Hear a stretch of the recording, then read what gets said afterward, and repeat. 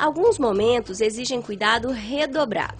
Em determinadas épocas do ano, por exemplo, há um perigo a mais para quem viaja de carro pelas nossas estradas, a neblina que atrapalha a visibilidade do caminho. Por isso, alguns cuidados são fundamentais para que a viagem termine bem.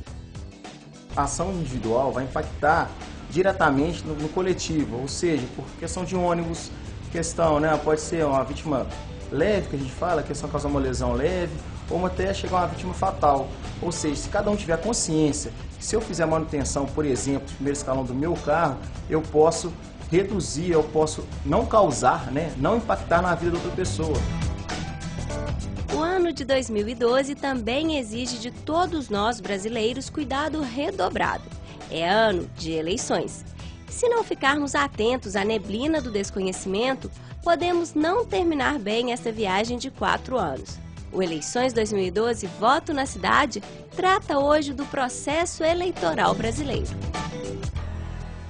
O Brasil escolheu a democracia como forma de governo. No caso, a democracia representativa, na qual, através do voto, elegemos livremente nossos representantes. A democracia, palavra que significa governo do povo, nasceu na Grécia. Em grego, demo quer dizer povo e cracia significa governo. Desde o século IV a.C. e até os nossos dias, a democracia é considerada a melhor forma de governo. Entre as ações importantes para o funcionamento das democracias contemporâneas está as eleições. E o Brasil construiu, ao longo dos anos, um sistema de votação eletrônica considerado um dos melhores do mundo. A urna eletrônica deixa o voto mais fácil, pois tira o eleitor a necessidade de escrever, de expressar com palavras a sua vontade. Ele tem apenas que digitar o número do candidato. E esse sistema é muito mais ágil na sua apuração, o que permite conhecermos o resultado da eleição em tempo recorde, se comparado com vários países do mundo. Mas a democracia não se resume ao voto. E aqui já precisamos jogar um pouco mais de luz na nossa reflexão. A democracia representativa se baseia na eleição de representantes dos diversos setores da sociedade. Logo, um processo eleitoral democrático deve buscar a representação de todos, inclusive das minorias. O povo delega a algumas pessoas o direito de representá-lo e tomar as decisões por ele. É por isso que temos eleições. É neste momento que o eleitor delega a algumas pessoas, no caso políticos eleitos, o direito de o representá-lo na tomada de decisões políticas que envolvem uma cidade. Para interferir na realidade política do nosso município, precisamos entender como elegemos os nossos candidatos. Este é o primeiro passo para votarmos de modo consciente. Então, você sabe o que acontece com o seu voto? Não sei. Poucos sabem que a contagem de votos para eleger um prefeito é diferente da contagem de votos para eleger um vereador. Para eleger um prefeito, a contagem é simples. Existem vários candidatos, uma vaga, e todos disputam essa única vaga. Há 2 modos de contar os votos dos candidatos a prefeito. Nas cidades com menos de 200 mil eleitores, os votos são contados assim.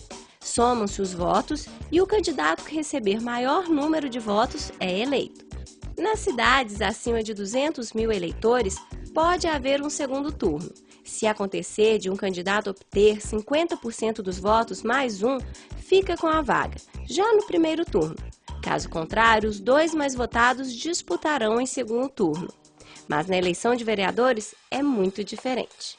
Numa eleição, é importante então calcular o chamado coeficiente eleitoral. O que é o coeficiente eleitoral? É o número de votos válidos, ou seja, votos nominais mais votos em legendas, dividido pelo número de cadeiras ou de vagas disponíveis numa Câmara Municipal. Agora, o coeficiente eleitoral, tal como está no Brasil, traz problemas. É o que a gente chama de efeito Tiririca ou efeito Enéas. É porque, às vezes, um só candidato, pela sua votação, lhe dá direito a ter várias cadeiras. Ele sozinho, ele é mais importante do que os votos de outras pessoas do partido. Isso faz com que, então, às vezes, um candidato muito bem votado leve consigo outros candidatos não tão bem votados ou não escolhidos pela população, trazendo uma distorção no sistema. E um outro problema, que às vezes o candidato é muito bem votado, mas o seu partido não atingiu o coeficiente eleitoral, com isso ele não tem direito à cadeira, e isso é uma outra distorção. Então, às vezes, candidatos pouco votados fazem parte do legislativo, e às vezes candidatos bem votados ficam de fora do legislativo, exatamente pelo uso desse coeficiente. Como você pode perceber, precisamos ter atenção redobrada para identificar os perigos de uma estrada com neblina. Da mesma forma, precisamos estar atentos nas eleições deste ano. Neste programa, conhecemos o caminho para chegar a uma boa composição da nossa Câmara de Vereadores. Lembre-se, não existe voto perdido para vereadores. Na soma para a escolha de quem ocupará as cadeiras da Câmara, todos os votos têm valor.